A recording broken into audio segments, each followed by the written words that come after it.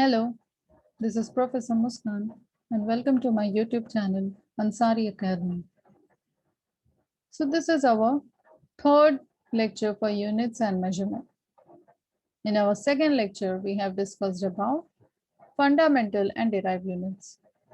In our third session, that is in today's lecture, we are going to study about supplementary units. So what are supplementary units? First, we should know there are two types of supplementary units. The first one is plane angle, which is represented as d theta. The second angle is solid angle, which is represented as d omega. So let's see what the first plane angle d theta states. It is the ratio of the length of an arc of a circle to the radius of a circle. It says that it is a ratio. It is the ratio of the length of an arc of a circle to the radius of the circle. Length of an arc. See over here. I have highlighted this portion with red color. So consider this red color portion over here. This portion. This red color portion. Consider this portion over to the next.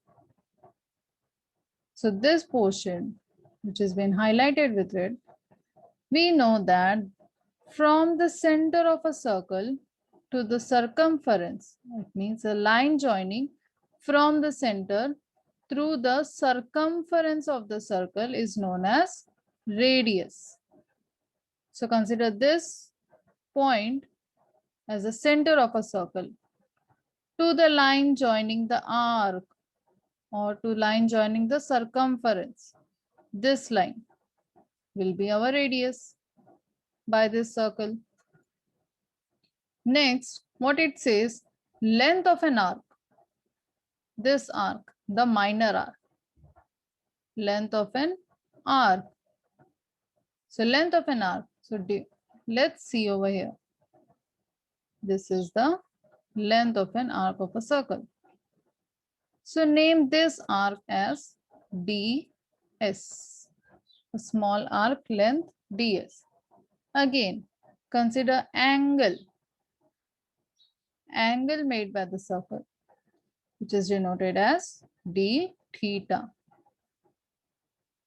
Now let's see the formula. The formula says that it is the ratio of the length of an arc of a circle. What? The ratio. D theta is the ratio of the length of an arc. Length of an arc we have denoted it as ds divided by radius of the circle. That is smaller. We should also know that supplementary unit, that is plane angle d theta, is measured in terms of radians. It is measured in terms of radians. In terms of radians, which can be written as small rad in terms of units. And then this can also be denoted as, it means the plane angle theta can also be denoted as theta or theta raised to c. So let's move ahead with our second angle or second supplementary unit, that is a solid angle. So what it states, it is the area of the portion of a sphere. In first, we have considered a circle. But in our second supplementary unit, that is of solid angle, we consider a 3D sphere.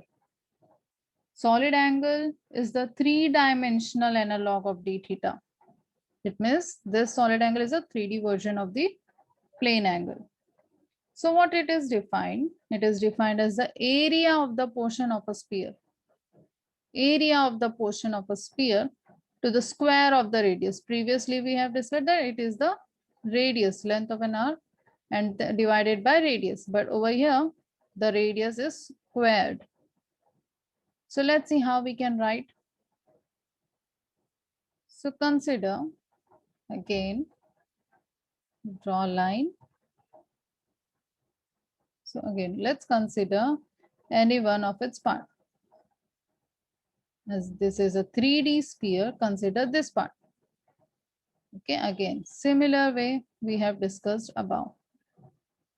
Okay, so let's draw this red color portion over here. This, a 3D portion, a 3D conical shape. This is how it looks.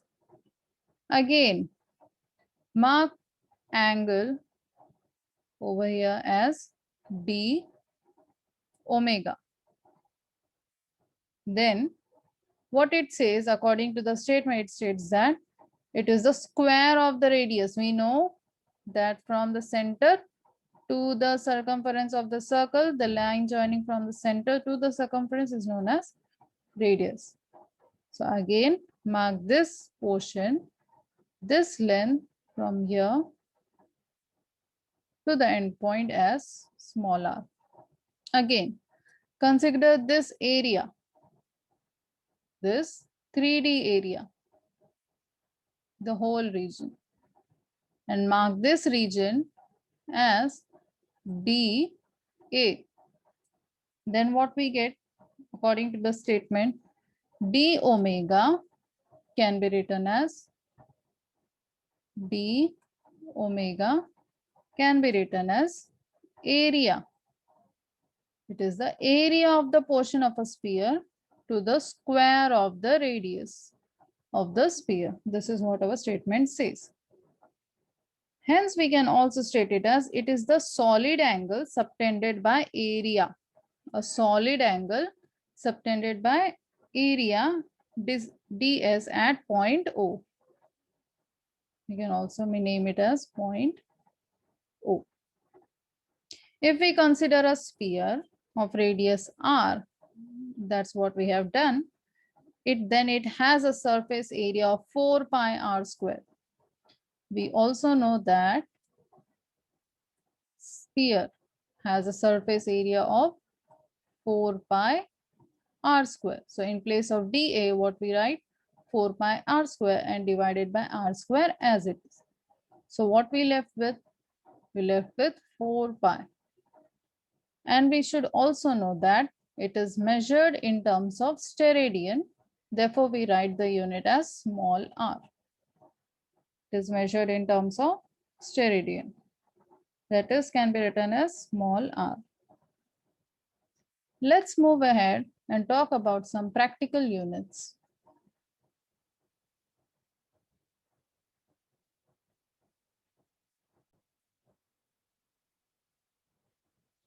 So further, let's talk about some practical units. We should know that a 1 light year is a practical unit of distance. 1 light year is a practical unit of distance, whereas a horsepower is a practical unit of power.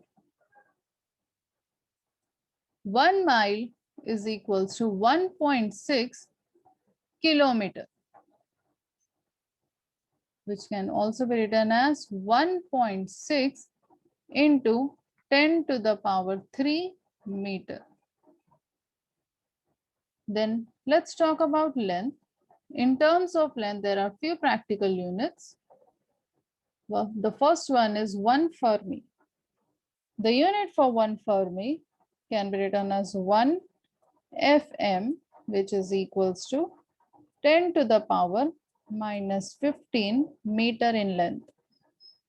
1 X-ray unit, which is denoted as 1 capital XU, which is equal to 10 to the power minus 13 meter in length. 1 angstrom unit is denoted as 1 A equals to 10 to the power minus 10 meter, can also be written as 10 to the power minus 8 centimeter. Again, 1 micron, which is denoted as mu m, mu, this is mu, into m, which is equals to 10 to the power minus 6 meter. 1 astronomical unit is equals to it can also be written as 1 AU is equals to 1.49 into 10 to the power 11 meter. 1 light year, which is denoted as 1 LY, is equals to 9.46 into 10 to the power 15 meter, or 1 light year. 1 parsec, 1 PC, is equals to 3.26 light year. 26 light year. Let's move ahead and talk about mass.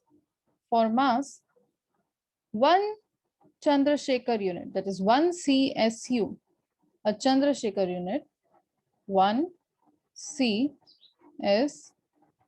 is equals to 1.4 times the mass of the sun, or you can also write in the form of it is 1.4 times mass of the sun. Mass of sun. It's a very bigger unit, which can also be written as 2.8 into 10 to the power 30 kilogram. 10 to the power 30 kilogram. 1 metric ton, which is equals to 1000 kilogram. Then 1 atomic mass unit is equals to, or 1 quintal. Let's talk about 1 quintal, which is equals to 100 kilogram. Then 1 atomic mass unit is equals to 1.67 into 10 to the power minus 27 kilogram. Next, mass of a proton or a neutron is of the order of 1 atomic mass unit. It is also called as a second mass standard. Mass of proton and neutron is of the order of 1 atomic mass unit, that is 1.67 into 10 to the power minus 27 kilogram. And it is also called as a second mass standard. For time, a year, it is the time taken by the Earth. 1 year is completed when the Earth to complete 1 revolution around the sun rests. So, Earth to complete 1 revolution for sun in its orbit is 1 year. So 1 year means it has 365 days, or we can say 365.25 days overall to complete 1 revolution around the sun by the Earth. So for this, we require 3.156 into 10 to the power 7 seconds. 1 year to complete 1 year. Then lunar month. What is lunar? It is the time taken by the moon to complete 1 revolution around the Earth. Time taken by the moon to complete 1 revolution around the Earth. So 1 lunar means 27.3 days. Solar day or solar year. So solar day, it is the time taken by the Earth to complete one rotation about its axis. That is our solar day. It means to complete 1 day, Earth needs to complete its 1 rotation. So this solar day can be written as the average solar day in terms of solar year. That is, you can also write this solar day as 1 solar year, 1 solar year, 1 solar year is equals to 1 divided by 365.25, the part of the solar year. It is the part of solar year for 1 day. To find out solar day, what do? We divide 1 by 365.25. That is the 1 solar year. The next is sidereal day. A sidereal day.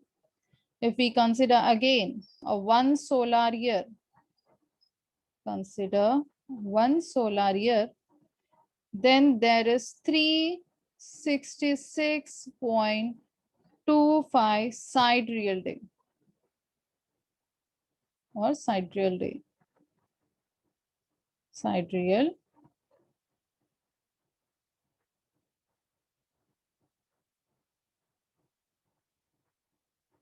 It is 366.25 sidereal day. One shake is equals to 10 to the power minus 8 seconds. 10 to the approximately it is one shake is equals to 10 to the power minus 8 seconds.